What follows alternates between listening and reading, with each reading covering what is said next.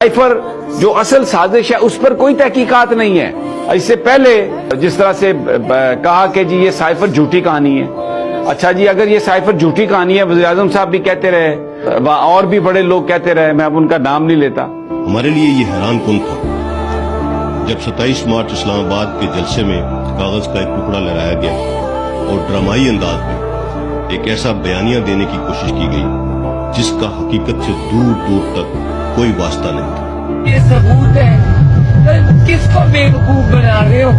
तो जो गैर मुल्की ताकतें होती है वो सबूत लिख के देती है। तो अगर ये झूठा है तो फिर ये मुकदमा कैसा है? तो फिर और अगर साइफर था तो मैं फिर ये सवाल करता हूं, तो फिर वो कासम सूरी की रूलिंग जो है वो फिर क्यों गलत हो गई? कोई इन बातों का जवाब नहीं देगा, क्योंकि यहां पर एक मफाद की, जाती मफाद की जंग है।